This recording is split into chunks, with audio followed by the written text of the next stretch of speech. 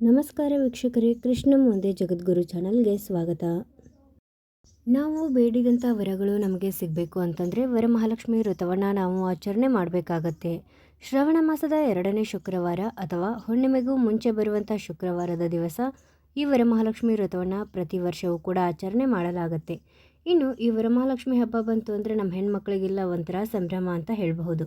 ಕೆಲವರು ತುಂಬಾ ಅದ್ದೂರಿಯಾಗಿ ರೇಷ್ಮೆ ಸೀರೆ ಉಡಿಸಿ ಪೂಜೆಯನ್ನು ಮಾಡಿದರೆ, ಇನ್ನು ಕೆಲವರು ಪದ್ಧತಿ ಇಲ್ಲದೆ ಇರೋರು ಕಳಶ ಸ್ಥಾಪನೆ ಮಾಡದೆ ಕೇವಲ ಫೋಟೋ ಇಟ್ಟು ಕೂಡ ಪೂಜೆ ಮಾಡ್ತಾರೆ. ಇವತ್ತಿನ ಈ ವಿಡಿಯೋದಲ್ಲಿ ತುಂಬಾ ಸರಳವಾಗಿ ವರಮಹಾಲಕ್ಷ್ಮಿ ವ್ರತದ ಪೂಜೆಯನ್ನು ಯಾವ ರೀತಿ ಮಾಡಬೇಕು ಅಂತ ತಿಳಿಸ್ಕೊಡ್ತಾ ಇದ್ದೀನಿ. ಹಾಗಾಗಿ ವಿಡಿಯೋನ ಎಲ್ಲೂ ಸ್ಕಿಪ್ ಮಾಡದೆ ಕೊನೆವರೆಗೂ ನೋಡಿ. ಹಾಗಿದ್ರೆ ಇನ್ನಾಗ್ತಡ ವಿಡಿಯೋನ ಶುರು ಮಾಡೋಣ ಬನ್ನಿ. ನೋಡಿ, ಈ ವಿಡಿಯೋದಲ್ಲಿ ನಾವು ವರಮಹಾಲಕ್ಷ್ಮಿ ಪೂಜೆಯನ್ನು ಕಳಶ ಸ್ಥಾಪನೆ ಮಾಡಿ ಸಿಂಪಲ್ಲಾಗಿ ಯಾವ ರೀತಿ ಪೂಜೆ ಮಾಡಬಹುದು ಅಂತಲೂ ಕೂಡ ತಿಳಿದುಕೊಳ್ಳೋಣ. ಅದರ ಜೊತೆ ಇನ್ನೂ ಕೆಲವರಿಗೆ ಪದ್ಧತಿ ಇರೋದಿಲ್ಲ ಅಂಥವರು ಕಳಶ ಸ್ಥಾಪನೆ ಮಾಡದೆ ಕೂಡ ಯಾವ ರೀತಿ ಪೂಜೆ ಮಾಡಬೇಕು ಅಂತಲೂ ಇದೇ ವಿಡಿಯೋದಲ್ಲಿ ಹೇಳ್ತೀನಿ. ನಿಮ್ಮ ಮನೆಯಲ್ಲಿ ಲಕ್ಷ್ಮಿ ಫೋಟೋ ಇದ್ದರೆ ಫೋಟೋನ ನೀಟಾಗಿ ಒರೆಸಿ ಕೆನ್ನೆಗೆ ಅರಿಶಿಣವನ್ನು ಇಟ್ಟು ಹಣೆಗೆ ಕುಂಕುಮವನ್ನು ಇಟ್ಟು ಅಲಂಕಾರ ಮಾಡಿಕೊಳ್ಳಿ. ಅನಂತರ ಲಕ್ಷ್ಮಿಗೆ ಪ್ರಿಯವಾದಂತಹ ಮಲ್ಲಿಗೆ ಅಥವಾ ಕಮಲದ ಹೂವಿನಿಂದ ಅಲಂಕಾರವನ್ನು ಮಾಡಿಕೊಂಡ್ರೆ ತುಂಬಾ ಒಳ್ಳೆಯದು. ಲಕ್ಷ್ಮೀ ಪೂಜೆ ಮಾಡೋದಕ್ಕೆ ಶುಚಿ ಶುಭ್ರತೆ ತುಂಬಾ ಮುಖ್ಯ. ಹಾಗಾಗಿ ಲಕ್ಷ್ಮೀ ಪೂಜೆ ಮಾಡೋದಕ್ಕಿಂತ ಮುಂಚೆ ಮನೆಯನ್ನೆಲ್ಲ ಸ್ವಚ್ಛ ಮಾಡಿ, ಸಾಧ್ಯವಾದರೆ ಮನೆ ಒರೆಸುವ ನೀರಿಗೆ ಸ್ವಲ್ಪ ಕಲ್ಲುಪ್ಪು, ಅರಿಶಿಣ, ಗೋಮೂತ್ರ ಹಾಕಿ ಮನೆಯನ್ನು ಒರೆಸಿ ಶುದ್ಧ ಮಾಡಿಕೊಂಡು ಅನಂತರ ನೀವು ಪೂಜೆಗೆ ತಯಾರಿ ಮಾಡ್ಕೋಬೇಕಾಗತ್ತೆ. ಹೊಸ್ತಿಲು ಪೂಜೆ, ತುಳಸಿ ಪೂಜೆಯನ್ನು ಮುಗಿಸಿ ಅನಂತರ ನಿಮ್ಮ ಮನೆ ದೇವರ ಪೂಜೆಯನ್ನು ಮಾಡಿ ಲಕ್ಷ್ಮೀ ಪೂಜೆಯನ್ನು ಮಾಡಬೇಕಾಗತ್ತೆ. ಲಕ್ಷ್ಮೀ ಫೋಟೋಗೆ ಅಲಂಕಾರ ಆದ ನಂತರ 2 ದೀಪಗಳನ್ನು ಇಟ್ಟುಕೊಂಡು ಎಣ್ಣೆ ಅಥವಾ ತುಪ್ಪ ಹಾಕಿ ದೀಪವನ್ನು ಹಚ್ಚಿ ಅನಂತರ ಕಳಶ ಸ್ಥಾಪನೆಯನ್ನು ಮಾಡಬೇಕು. ಕಳಶ ಸ್ಥಾಪನೆ ಮಾಡೋದಕ್ಕೆ ಅಷ್ಟದಳ ಪದ್ಮದ ರಂಗೋಲಿಯನ್ನು ಹಾಕಿ ಆ ರಂಗೋಲಿಯ ಮೇಲೆ ಅರಿಶಿಣ, ಕುಂಕುಮ, ಅಕ್ಷತೆಯನ್ನು ಅರ್ಪಿಸಿ ಅನಂತರ ಒಂದು ತಟ್ಟೆಯಲ್ಲಿ ಅಕ್ಕಿಯನ್ನು ತುಂಬಿ ಅಕ್ಕಿಯ ಮೇಲೆ ಓಂ ಶ್ರೀ ಸ್ವಸ್ತಿಕ್ ಅಂತ ಬರ್ಕೋಬೇಕು. ಅಕ್ಕಿಯನ್ನು ಎಷ್ಟು ಹಾಕಬೇಕಂದ್ರೆ 3 ಬೊಗಸೆಯಷ್ಟು ಅಕ್ಕಿಯನ್ನು ಹಾಕಬೇಕು. ಅದರ ಮೇಲೆ ಓಂ ಶ್ರೀ ಸ್ವಸ್ತಿಕನ್ನು ಬರೆದು ಅದರ ಮೇಲೂ ಕೂಡ ಸ್ವಲ್ಪ ಅರಿಶಿಣ, ಕುಂಕುಮ, ಅಕ್ಷತೆಯನ್ನು ಹಾಕಿ ಅನಂತರ ನೀವು ಒಂದು ಹೂವನ್ನು ಇಟ್ಟು ಕಳಶದ ಚೊಂಬನ್ನು ಆ ಒಂದು ಅಕ್ಕಿಯ ಮೇಲೆ ಇಡಬೇಕಾಗತ್ತೆ. ನೀವು ಸೀರೆ ಉಡಿಸೋದಾದರೆ ಸ್ವಲ್ಪ ದೊಡ್ಡದು ಅಂದರೆ ಬಿಂದಿಗೆಯನ್ನು ಇಡಿ, ಅಥವಾ ಬರೀ ನಾವು ತೆಂಗಿನಕಾಯಿ ಇಟ್ಟು ಅಥವಾ ಮುಖವಾಡ ಹಾಕಿ ಚಿಕ್ಕದಾಗಿ ಕಳಶ ಸ್ಥಾಪನೆ ಮಾಡ್ತೀವಿ ಅಂತ ಅನ್ನೋರು ಚಿಕ್ಕ ಕಳಶವನ್ನೇ ಇಡಬಹುದು. ಹಾಗೆಯೇ ಕಳಶಕ್ಕೆ ಬೆಳ್ಳಿದಾಗಲಿ, ಹಿತ್ತಾಳೆದಾಗಲಿ, ತಾಮ್ರದಾಗಲಿ ಚೊಂಬನ್ನು ಬಳಸಿ, ಆದಷ್ಟು ಸ್ಟೀಲನ್ನು ಬಳಸೋದಕ್ಕೆ ಹೋಗಬೇಡಿ. ಕಳಶದ ಒಳಗಡೆ ಶುದ್ಧವಾಗಿರುವಂತಹ ನೀರು ಹಾಕಿ ಅದಕ್ಕೆ ಅರಿಶಿಣ, ಕುಂಕುಮ, ಅಕ್ಷತೆ, ಚಂದ್ರ ಈ ರೀತಿ ಸುಗಂಧ ಭರಿತವಾದಂತಹ ಮಂಗಳ ದ್ರವ್ಯವನ್ನು ಹಾಕಿ ಒಂದು ನಾಣ್ಯವನ್ನು ಹಾಕಬೇಕು. ಅದು ಬೆಳ್ಳಿದಾಗಲಿ ಅಥವಾ ₹1, ₹2 ಕಾಯಿನ್ ಆದರೂ ಪರವಾಗಿಲ್ಲ. ಹಾಗೆ ಒಂದು ಹೂವನ್ನು ಕೂಡ ಆ ಒಂದು ನೀರಲ್ಲಿ ಹಾಕಿ ಅನಂತರ ಆ ನೀರನ್ನು ಎಲ್ಲದಕ್ಕೂ ಕೂಡ ಪ್ರೋಕ್ಷಣೆ ಮಾಡ್ಕೋಬೇಕು. ಅಂದರೆ ನಾವು ಮನೆಯ ಪೂಜೆಗೆ ಏನೇನು ತಂದಿರ್ತೀವೋ ಎಲ್ಲದಕ್ಕೂ ಕೂಡ ಪ್ರೋಕ್ಷಣೆ ಮಾಡಿಕೊಂಡ ನಂತರ ನಮ್ಮ ಮೇಲೂ ಕೂಡ ನಾವು ಪ್ರೋಕ್ಷಣೆ ಮಾಡ್ಕೋಬೇಕು. ಅಂದರೆ ನಾವು ತಗೊಂಡು ಬಂದಿರುವ ಎಲ್ಲ ವಸ್ತುಗಳು ಶುದ್ಧವಾಗಿರುತ್ತೋ ಇಲ್ವೋ, ಹಾಗಾಗಿ ಅದನ್ನೆಲ್ಲ ಶುದ್ಧ ಮಾಡೋಕ್ಕೋಸ್ಕರ ಎಲ್ಲದಕ್ಕೂ ಪ್ರೋಕ್ಷಣೆ ಮಾಡಬೇಕು. ಗಂಗೆಯನ್ನು ಪ್ರಾರ್ಥನೆ ಮಾಡಿಕೊಂಡು ಅನಂತರ ಕಳಶದ ಒಳಗಡೆ 5 ವೀಳ್ಯದೆಲೆ ಆಗಲಿ ಅಥವಾ 1 ರೆಕ್ಕೆ ಮಾವಿನ ಎಲೆ ಆಗಲಿ ಇಡಬೇಕಾಗತ್ತೆ. ಅನಂತರ ಅರಿಶಿಣ ಕುಂಕುಮದಿಂದ ಅಲಂಕಾರ ಮಾಡಿರುವಂತಹ ತೆಂಗಿನಕಾಯಿಯನ್ನು ಕಳಶದ ಒಳಗಡೆ ಇಟ್ಟು ನಿಮ್ಮ ಮನೆಯಲ್ಲಿ ಲಕ್ಷ್ಮಿಯ ಮುಖವಾಡ ಇದ್ದರೆ ಅದನ್ನು ಕೂಡ ನೀವು ಹಾಕಬಹುದು. ಅಲಂಕಾರ ಮಾಡಿ ಅನಂತರ ಮಾಂಗಲ್ಯವನ್ನು ಹಾಕಬೇಕಾಗತ್ತೆ. ಚಿನ್ನದ ಮಾಂಗಲ್ಯ ಆಗಲಿ ಅಥವಾ ಕರಿಮಣಿ ಮಾಂಗಲ್ಯ ಆಗಲಿ ನಿಮ್ಮ ಮನೆಯಲ್ಲಿದ್ದರೆ ಮಾಂಗಲ್ಯವನ್ನು ಹಾಕಿ. ಇಲ್ಲದೇ ಇರೋರು ಒಂದು ಅರಿಶಿಣದ ಕೊಂಬಿಗೆ 3 ಎಳೆಯ ದಾರವನ್ನು ಮತ್ತು 3 ಗಂಟುಗಳನ್ನು ಹಾಕಿ ಕಟ್ಟಿ ಅದನ್ನೇ ನೀವು ಮಾಂಗಲ್ಯದ ರೂಪದಲ್ಲಿ ಕಳಸಕ್ಕೆ ಕಟ್ಟಬಹುದು. ಅನಂತರ ಗೆಜ್ಜೆ ವಸ್ತ್ರವನ್ನು ಅರ್ಪಿಸಿ ಹಾಗೆ ನಿಮ್ಮ ಮನೆಯಲ್ಲಿ ಇರತಕ್ಕಂಥ ಒಡವೆಗಳನ್ನು ಕೂಡ ನೀವು ಕಳಸಕ್ಕೆ ಹಾಕಿ ಅಲಂಕಾರವನ್ನು ಮಾಡ್ಕೋಬಹುದು. ಸೀರೆ ಉಡಿಸೋರಾದರೆ ಸೀರೆ ಉಡಿಸ್ಬೋದು ಅಥವಾ ಬ್ಲೌಸ್ ಪೀಸ್ ಹಾಕೋರಾದರೆ ಕಾಯಿಯ ಮೇಲೆ ಬ್ಲೌಸ್ ಪೀಸನ್ನು ಹಾಕ್ಬೋದು. ಅನಂತರ ಸುಗಂಧ ಭರಿತವಾದಂಥ ಹೂಗಳಿಂದ ಕಳಸಕ್ಕೆ ಅಲಂಕಾರವನ್ನು ಮಾಡಬೇಕು. ಹಾಗೆ ಮಡಿಲಕ್ಕಿ ಸಾಮಾನು ಇರುತ್ತಲ್ಲ ಅದನ್ನು ಕೂಡ ನಾವು ಆ ಕಳಸದ ತಟ್ಟೆ ಒಳಗಡೆ ಇಟ್ಕೋಬಹುದು. ಹಸಿರು ಬಳೆಗಳು, ವೀಳ್ಯದೆಲೆ, ಅಡಿಕೆ, ದಕ್ಷಿಣೆ ಹಾಗೆ ಬಾಳೆಹಣ್ಣನ್ನು ಇಡಬೇಕು. ಇದು ತಾಂಬೂಲದ ಸಾಮಾನಾಗತ್ತೆ. ಅನಂತರ 5 ಥರದಾಗಲಿ ಅಥವಾ 3 ಥರದಾಗಲಿ ಹಣ್ಣನ್ನು ಇಡಬೇಕಾಗತ್ತೆ. ಇನ್ನು ನೀವು ಲಕ್ಷ್ಮಿಗೆ ಮಡಿಲಕ್ಕಿಯನ್ನು ಇಡ್ತೀರಿ ಅಂತಂದರೆ ಅದಕ್ಕೆ 1 ಸೇರಷ್ಟು ಅಕ್ಕಿಯನ್ನು ಹಾಕಿ, 1 ಬೆಲ್ಲದಚ್ಚು, 1 ಕೊಬ್ಬರಿ ಬಟ್ಟಲು, ಗೌರಿ ವಸ್ತುಗಳು ಸಿಗುತ್ತಲ್ಲ ಬಾಚಣಿಕೆ, ಕಣ್ಕಪ್ಪು, ಅರಿಶಿಣ, ಕುಂಕುಮ, ಬಳೆ, ಬಿಚ್ಚೋಲೆ ಅದನ್ನು ಕೂಡ ನೀವು ಇಡಬಹುದು. ಅದೆಲ್ಲವನ್ನು ಇದೇ ತಟ್ಟೆಯಲ್ಲಿ ಇಡಬಹುದು ಅಥವಾ ಸಪ್ರೇಟಾಗಿ ನೀವು ಇನ್ನೊಂದು ತಟ್ಟೆಯಲ್ಲಿ ಮಡಿಲಕ್ಕಿಯನ್ನು ಇಟ್ಟು ಕೂಡ ದೇವರ ಮುಂದೆ ಇಡಬಹುದು. ನೀವು ದೇವರಿಗೆ ಸೀರೆಯನ್ನು ಉಡಿಸ್ಬೇಕು ಅಂತ ಆಸೆ ಇದ್ದರೆ ದೇವರಿಗೆ ಅಥವಾ ಕಳಸಕ್ಕೆ ಉಡಿಸಬಹುದು. ಕಳಸ ಸ್ಥಾಪನೆ ಮಾಡುವಂತಹ ಪದ್ಧತಿ ಇಲ್ಲದೇ ಇರೋರು ಕೂಡ ಇದೇ ರೀತಿ ತಟ್ಟೆಯಲ್ಲಿ ಸೀರೆಯನ್ನು, ಬಳೆನ ಹಾಗೆ ಹಣ್ಣುಗಳನ್ನೆಲ್ಲ ಇಟ್ಟು ಪೂಜೆ ಮಾಡಬಹುದು. ಲಕ್ಷ್ಮೀ ದೇವಿಗೆ ಮಲ್ಲಿಗೆ ಹೂವು ತುಂಬಾ ಪ್ರೀತಿ. ಹಾಗಾಗಿ ಮಲ್ಲಿಗೆ ಹೂವನ್ನು ಕೂಡ ನಾವು ಲಕ್ಷ್ಮೀ ದೇವಿಗೆ ಏರಿಸಬಹುದು ಅಥವಾ ಸೀರೆ ಉಡಿಸದೇ ಇರೋರು ಮಡಿಲಕ್ಕಿ ಜೊತೆ ಇಡಬಹುದು. ಈಗ ಪೂಜೆಗೆ ಎಲ್ಲ ಕೂಡ ಸಿದ್ಧತೆಯಾಗಿದೆ. ಪೂಜೆಯನ್ನು ಆರಂಭ ಮಾಡಬಹುದು. ಪೂಜೆಗೆ ಮೊದಲು ನಾವು ಗಣಪತಿ ಪೂಜೆಯನ್ನು ಮಾಡ್ಕೋಬೇಕಾಗತ್ತೆ. ಹಾಗಾಗಿ ಗಣಪತಿಗೂ ಕೂಡ ಅರಿಶಿನ, ಕುಂಕುಮ, ಅಕ್ಷತೆ, ಗಂಧ ಎಲ್ಲನೂ ಕೂಡ ಅರ್ಪಿಸಿ ಮತ್ತು ಹೂವನ್ನು ಇಟ್ಟು ಅಲಂಕಾರ ಮಾಡಿ ಧೂಪ ದೀಪ ನೈವೇದ್ಯವನ್ನು ಮಾಡಿ ಪಂಚೋಪಚಾರ ಪೂಜೆಯನ್ನು ನೆರವೇರಿಸಬೇಕು. ಯಾವುದೇ ಪೂಜೆಯಲ್ಲಾಗಲಿ ಗಣಪತಿ ಪೂಜೆ ಮಾಡದೆ ನಾವು ಯಾವುದೇ ಪೂಜೆನ ಮಾಡೋದಿಲ್ಲ. ಯಾಕಂದರೆ ಯಾವುದೇ ಒಂದು ವ್ರತ ನಿರ್ವಿಘ್ನವಾಗಿ ಯಾವುದೇ ಅಡ್ಡಿ ಆತಂಕ ಇಲ್ಲದೆ ನೆರವೇರಬೇಕು ಅಂದರೆ ಗಣಪತಿ ಪೂಜೆ ಮಾಡೋದು ಬಹಳನೇ ಮುಖ್ಯ. ಹಾಗಾಗಿ ಗಣಪತಿ ಪೂಜೆಯನ್ನು ನೆರವೇರಿಸಿ ಗಣಪತಿಗೆ ಒಂದು ಬೆಲ್ಲ ಆಗಲಿ ಅಥವಾ ಏನಾದರೂ ನೈವೇದ್ಯವನ್ನು ಮಾಡಬೇಕು.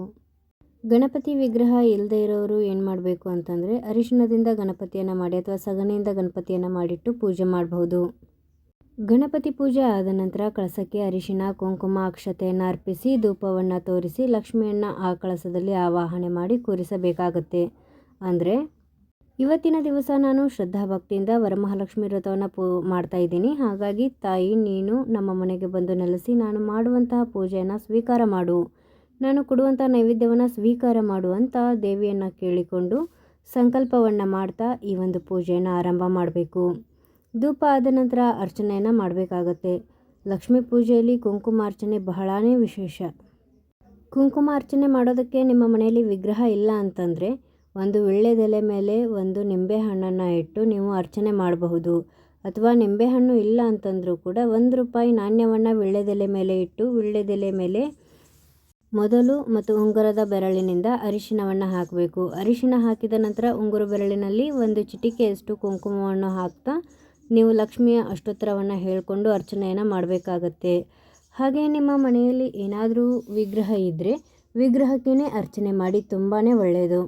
ಕಮಲದ ಹೂವು ಸಿಕ್ಕಿದರೆ ಕಮಲದ ಹೂವಿನ ಮೇಲೆ ಲಕ್ಷ್ಮಿಯ ವಿಗ್ರಹವನ್ನು ಇಟ್ಟು ಅದಕ್ಕೆ ನೀವು ಅರ್ಚನೆ ಮಾಡಿದರೆ ಬಹಳನೇ ವಿಶೇಷ. ಈ ರೀತಿ ಅರ್ಚನೆ ಮಾಡಿರುವಂತಹ ಕುಂಕುಮವನ್ನು ತುಂಬಾ ಶಕ್ತಿಯುತವಾದದ್ದು. ಇದನ್ನು ನೀವು ಧರಿಸಿಕೊಂಡು ಎಲ್ಲಾದರೂ ಹೊರಗಡೆ ಕೆಲಸಕ್ಕೆ ಹೋಗುವಾಗ ಹಣೆಗೆ ಹಚ್ಕೊಂಡು ಹೋಗಬಹುದು. ಹಾಗೆ ಮುತ್ತೈದರನ್ನ ಮನೆಗೆ ಕರಿತೀರಲ್ವ ಉಡಿ ತುಂಬಿಸ್ಕೊಳ್ಳೋಕ್ಕೆ, ವರಮಹಾಲಕ್ಷ್ಮಿ ಹಬ್ಬದ ದಿವಸ ಅವರಿಗೂ ಕೂಡ ಈ ಕುಂಕುಮವನ್ನು ಕೊಡಬಹುದು. ಹಾಗೆ ನಿಮ್ಮ ಮನೆಯಲ್ಲಿ ಲಕ್ಷ್ಮೀ ವಿಗ್ರಹ ಹಾಗೆ ಗಣಪತಿ ವಿಗ್ರಹ ಎಲ್ಲ ಇದ್ದರೆ ನೀವು ಅವತ್ತಿನ ದಿವಸ ಅಭಿಷೇಕವನ್ನು ಕೂಡ ನೆರವೇರಿಸಬಹುದು. ಪಂಚಾಮೃತದಿಂದ ಅಭಿಷೇಕವನ್ನು ಮಾಡಬೇಕಾಗತ್ತೆ. ಲಕ್ಷ್ಮೀ ಅಷ್ಟೋತ್ತರ ಪುಸ್ತಕ ಇದ್ದರೆ ಹೇಳಿಕೊಂಡು ನೀವು ಅರ್ಚನೆ ಮಾಡಿ. ಇಲ್ಲ ಅಂತಂದರೆ ಯೂಟ್ಯೂಬಲ್ಲಿ ಹಾಕ್ಕೊಂಡು ಕೂಡ ನೀವು ಅರ್ಚನೆಯನ್ನು ಮಾಡಬಹುದು. ಹಾಗೆ ಸರಳವಾಗಿ ನೀವು ಪೂಜೆ ಮಾಡಿದರೂ ಕೂಡ ವ್ರತದಾರವನ್ನು ತಯಾರು ಮಾಡಿ ವ್ರತದ ದಾರಕ್ಕೂ ಕೂಡ ಪೂಜೆಯನ್ನು ಮಾಡಿ. ಅನಂತರ ನೀವು ಮಹಾಮಂಗಳಾರತಿ ಆಗೋದಕ್ಕಿಂತ ಮುಂಚೆ ಕೈಗೆ ಕಂಕಣವನ್ನು ಅಥವಾ ವ್ರತದ ದಾರವನ್ನು ಕಟ್ಟಿಕೊಂಡು ಅನಂತರ ನೀವು ಪೂಜೆಯನ್ನು ಮಾಡಬಹುದು. 12 ಎಳೆ 12 ಗಂಟುಗಳನ್ನು ಹಾಕಿರುವಂತಹ ವ್ರತದಾರವನ್ನು ತಯಾರು ಮಾಡ್ಕೋಬೇಕು. ಇದು ವರಮಹಾಲಕ್ಷ್ಮಿ ವ್ರತದ ಪುಸ್ತಕದಲ್ಲೇ ಕೊಟ್ಟಿದ್ದಾರೆ. 12 ಗಂಟು 12 ಎಳೆ ದಾರವನ್ನು ತಗೋಬೇಕಾಗತ್ತೆ ಅಂತ. ಕೆಲವರು 9 ಎಳೆ 9 ಗಂಟನ್ನು ಹಾಕ್ತಾರೆ. ಆ ರೀತಿ ಕೂಡ ನೀವು ಮಾಡಿ ವ್ರತದ ದಾರವನ್ನು ತಯಾರು ಮಾಡ್ಕೋಬಹುದು. ಇವಾಗ ಅರ್ಚನೆ ಎಲ್ಲ ಆದ ನಂತರ ಮತ್ತೊಂದು ಸಲ ಧೂಪವನ್ನು ಮಾಡಬೇಕು. ಧೂಪ ಆದ ನಂತರ ನೈವೇದ್ಯವನ್ನು ಮಾಡಬೇಕು.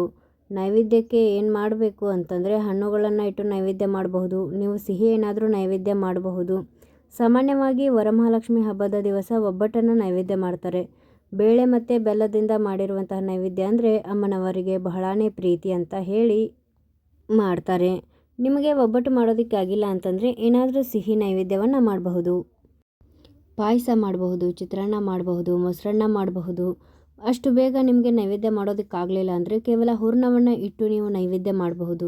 ಕೇಸರಿ ಬಾತನ್ನು ಕೂಡ ನೈವೇದ್ಯ ಮಾಡಬಹುದು. ಈ ರೀತಿ ನಿಮ್ಮ ಕೈಯಲ್ಲಿ ಏನು ಸಾಧ್ಯ ಆಗುತ್ತೋ ಅದನ್ನು ಮಾಡಿಟ್ಟು ನೈವೇದ್ಯ ಮಾಡಿ. ಹಾಗೆ ಮಡಲಕ್ಕಿನೂ ಕೂಡ ಅಮ್ಮನವರಿಗೆ ತೋರಿಸಿ ಸ್ವೀಕರಿಸಮ್ಮ ಅಂತ ಕೇಳಿಕೊಂಡು ನೀವು ಮಹಾಮಂಗಳಾರತಿಯನ್ನು ಮಾಡಬೇಕಾಗತ್ತೆ. ಕರ್ಪೂರವನ್ನು ಹಚ್ಚಿಕೊಂಡು ಮಹಾಮಂಗಳಾರತಿಯನ್ನು ಮಾಡಿ. ಮಹಾಮಂಗಳಾರತಿ ಆದ ನಂತರ ಕೈಯಲ್ಲಿ ಅಕ್ಷತೆ ಮತ್ತು ಹೂವನ್ನು ಇಟ್ಕೊಂಡು ನಿಮ್ಮ ಮನಸ್ಸಿನಲ್ಲಿ ಏನೇನು ವರಗಳಿದೆಯೋ ಅದನ್ನೆಲ್ಲದೂ ಕೂಡ ಕೇಳ್ಕೊಳ್ಳಿ. ಅಮ್ಮನವರ ಹತ್ರ ನಿಮಗೆ ಏನೆಲ್ಲ ಸಮಸ್ಯೆ ಇದೆಯೋ ಅದೆಲ್ಲ ಸಮಸ್ಯೆಗಳನ್ನು ಅಮ್ಮನವರ ಹತ್ರ ಹೇಳ್ಕೊಂಡು ಈ ಎಲ್ಲ ಸಮಸ್ಯೆಗಳನ್ನು ನಿವಾರಣೆ ಮಾಡು ತಾಯಿ ಅಂತ ಮನಸಾರೆ ಪ್ರಾರ್ಥನೆ ಮಾಡಿಕೊಂಡು 3 ಸಲ ಪ್ರದಕ್ಷಿಣೆಯನ್ನು ಹಾಕಿ ಅಕ್ಷತೆ ಮತ್ತು ಹೂವನ್ನು ಕೈಯಲ್ಲಿ ಇಟ್ಕೊಂಡಿರ್ತೀರ ಅದನ್ನು ಅಮ್ಮನವರ ಫೋಟೋಗಾಗಲಿ ಅಥವಾ ಕಳಸಕ್ಕಾಗಲಿ ಅರ್ಪಿಸಿಬಿಟ್ಟು ಸಾಷ್ಟಾಂಗ ನಮಸ್ಕಾರ ಮಾಡಿಕೊಳ್ಳಿ. ಹಾಗೆ ವ್ರತದ ದಾರ ಏನಿದೆ ಅದನ್ನು ಈ ಮಹಾಮಂಗಳಾರತಿ ಮಾಡೋದಕ್ಕಿಂತ ಮುಂಚೆ ನಿಮ್ಮ ಪತಿಯ ಕೈಯಲ್ಲಿ ಆಗಲಿ ಅಥವಾ ಮುತ್ತೈದೆಯರ ಕೈಯಲ್ಲಿ ಆಗಲಿ ಕಟ್ಟಿಸ್ಕೋಬೇಕು. ಇನ್ನು ಪೂಜೆ ಎಲ್ಲ ಆದ ನಂತರ ಅಮ್ಮನವರನ್ನು ತುಂಬ ಹೊಗಳಿ ನಾವು ಅರ್ಚನೆ ಎಲ್ಲ ಮಾಡಿರ್ತೀವಿ, ಹಾಗಾಗಿ ಅಮ್ಮನವರಿಗೆ ದೃಷ್ಟಿಯಾಗಿರುತ್ತೆ. ಈಗ ಕೆಂಪು ನೀರಿನ ಆರತಿಯನ್ನು ಮಾಡಬೇಕಾಗತ್ತೆ. ನೀರಿಗೆ ಸ್ವಲ್ಪ ಅರಿಶಿಣ ಕುಂಕುಮವನ್ನು ಹಾಕಿ ಒಂದು ಹೂವನ್ನು ಇಟ್ಕೊಂಡು 2 ತುಪ್ಪದ ದೀಪವನ್ನು ಹಚ್ಚಿಕೊಂಡು ಅಮ್ಮನವರಿಗೆ ದೃಷ್ಟಿ ಆರತಿಯನ್ನು ಮಾಡಬೇಕು. ಆರತಿ ಮಾಡುವಾಗ ಲಕ್ಷ್ಮಿಯ ಹಾಡುಗಳನ್ನು ಹೇಳಿಕೊಂಡು ಆರತಿ ಹಾಡುಗಳನ್ನು ನೀವು ಈ ಒಂದು ಆರತಿಯನ್ನು ಮಾಡಿ. ಅನಂತರ 3 ಸಲ ಮೇಲಿಂದ ಕೆಳಗಡೆ ನಿವಾಳಿಸಿ ಆ ದೃಷ್ಟಿ ನೀರನ್ನು ಒಂದು ಹೂವಿನಲ್ಲಿ ಇಟ್ಕೊಂಡು ಪ್ರೋಕ್ಷಣೆ ಮಾಡಿ. ಕಳಸಕ್ಕೆ ಹಾಗೆ ಫೋಟೋಗೆ ಮತ್ತು ಗಣಪತಿಗೂ ಕೂಡ ಪ್ರೋಕ್ಷಣೆ ಮಾಡಿ. ನೀವು ಬೆಳಗ್ಗೆನೇ ಬೇಗ ಪೂಜೆ ಮಾಡಿದರೆ ಕೆಂಪಾರತಿನ 2 ಸಲ ಮಾಡಿ. ಬೆಳಗ್ಗೆ ಪೂಜೆ ಆದ ನಂತರ 1 ಸಲ ಕೆಂಪಾರತಿ ಮಾಡಿ. ಸಂಜೆ ಮುತ್ತೈದೆಯರೆಲ್ಲ ಮನೆಗೆ ಬಂದು ಅರಿಶಿಣ ಕುಂಕುಮ ತೊಗೊಂಡು ಹೋಗ್ತಾರಲ್ಲ, ಅದಾದಮೇಲೆ ಮತ್ತೊಂದು ಸಲ ಆರತಿಯನ್ನು ಮಾಡಿ. ಅನಂತರ ನೀವು ವಿಸರ್ಜನೆ ಮಾಡುವ ಸಮಯದಲ್ಲಿ ವಿಸರ್ಜನೆಯನ್ನು ಮಾಡ್ಕೋಬಹುದು. ಇನ್ನು ಯಾವ ಸಮಯದಲ್ಲಿ ಪೂಜೆ ಮಾಡಿದರೆ ತುಂಬ ಒಳ್ಳೆಯದು ಅಂದರೆ ಬ್ರಾಹ್ಮಿ ಮುಹೂರ್ತದಲ್ಲಿ ಪೂಜೆ ಮಾಡಿದರೆ ತುಂಬಾ ಒಳ್ಳೆಯದು. ಯಾವುದೇ ಶುಭ ಮುಹೂರ್ತವನ್ನು ನೀವು ನೋಡೋ ಹಾಗಿಲ್ಲ ಆ ಮುಹೂರ್ತದಲ್ಲಿ ಪೂಜೆ ಮಾಡಿದರೆ. ಬೆಳಗ್ಗೆ 6 ಗಂಟೆಗೂ ಮುಂಚೆನೇ ನೀವು ಪೂಜೆ ಮುಗಿಸಿದರೆ ಬಹಳನೇ ಶ್ರೇಷ್ಠ. ಆ ಸಮಯದಲ್ಲಿ ಆಗಲಿಲ್ಲ ಅಂದರೆ ಸಂಜೆ ಗೋಧೂಳಿ ಸಮಯದಲ್ಲಿ ಕೂಡ ಪೂಜೆ ಮಾಡಬಹುದು. ಆ ಸಮಯದಲ್ಲಿ ಮುತ್ತೈದೆಯರೆಲ್ಲ ಬರೋದ್ರಿಂದ ಆದಷ್ಟು ಬೇಗನೆ ನೀವು ಪೂಜೆ ಮುಗಿಸ್ಕೋಬೇಕಾಗತ್ತೆ. ವರಮಹಾಲಕ್ಷ್ಮಿ ಪೂಜೆಯನ್ನು ಹಾಗೆ ಲಕ್ಷ್ಮಿಗೆ ಇಟ್ಟಿರುವಂಥ ಸೀರೆಯನ್ನು ನೀವು ಉಪಯೋಗಿಸಿದರೆ ಬಹಳನೇ ಒಳ್ಳೆಯದು. ಅಥವಾ ನಿಮ್ಮ ಮನೆ ಹೆಣ್ಣು ಮಕ್ಕಳಿಗೆ ಕೊಡ್ಬೋದು. ಮುತ್ತೈದೆಯರಿಗೆ ನಿಮ್ಮ ಮನೆಯಲ್ಲಿ ಯಾರು ಇರ್ತಾರೋ ಅವರಿಗೆ ಯೂಸ್ ಮಾಡ್ಕೋಬಹುದು. ಆದರೆ ಹೊರಗಿನ ಮಂದಿಗೆ ಕೊಡೋಕ್ಕೆ ಹೋಗಬೇಡಿ. ಮಡಿಲಕ್ಕಿಯನ್ನು ಕೂಡ ನೀವು ಬಳಸ್ಕೊಂಡ್ರೆ ಉತ್ತಮ, ಅಥವಾ ದೇವಸ್ಥಾನಕ್ಕೆ ಕೊಡಬಹುದು. ಇನ್ನು ವರಮಹಾಲಕ್ಷ್ಮಿ ಹಬ್ಬದ ದಿವಸ 5 ಜನ ಆಗಲಿ 3 ಜನ ಆಗಲಿ ನಿಮ್ಮ ಕೈಯಲ್ಲಿ ಎಷ್ಟಾಗುತ್ತೋ ಅಷ್ಟು ಜನಕ್ಕೆ ಅರಿಶಿಣ ಕುಂಕುಮ ತಾಂಬೂಲವನ್ನು ಕೊಟ್ಟು ಕಳಿಸ್ಬೇಕು. ನಿಮ್ಮ ಯಥಾಶಕ್ತಿ ಅನುಸಾರ ಮಾಡಬಹುದು. ನೋಡಿದ್ರಲ್ಲ ವೀಕ್ಷಕರೇ, ಸರಳವಾಗಿ ಯಾವ ರೀತಿ ವರಮಹಾಲಕ್ಷ್ಮಿ ಪೂಜೆಯನ್ನು ಮಾಡಬಹುದು ಅಂತ ಈ ವಿಡಿಯೋದಲ್ಲಿ ತಿಳಿಸ್ಕೊಟ್ಟಿದ್ದೀನಿ. ಹಾಗೆ ಈ ಎಲ್ಲ ಮಾಹಿತಿ ನಿಮ್ಗೆ ಇಷ್ಟ ಆಗಿದೆ ಅಂತ ಭಾವಿಸ್ತೀನಿ. ಈ ಮಾಹಿತಿ ನಿಮ್ಗೆ ಇಷ್ಟ ಆಗಿದ್ದರೆ ನಿಮ್ಮ ಫ್ಯಾಮಿಲಿ ಫ್ರೆಂಡ್ಸ್ಗೂ ಕೂಡ ಶೇರ್ ಮಾಡಿ. ನೀವಿನ್ನೂ ನಮ್ಮ ಚಾನಲ್ನ ಸಬ್ಸ್ಕ್ರೈಬ್ ಮಾಡ್ಕೊಂಡಿಲ್ಲ ಅಂದರೆ ಬೇಗನೆ ಸಬ್ಸ್ಕ್ರೈಬ್ ಮಾಡ್ಕೊಳ್ಳಿ.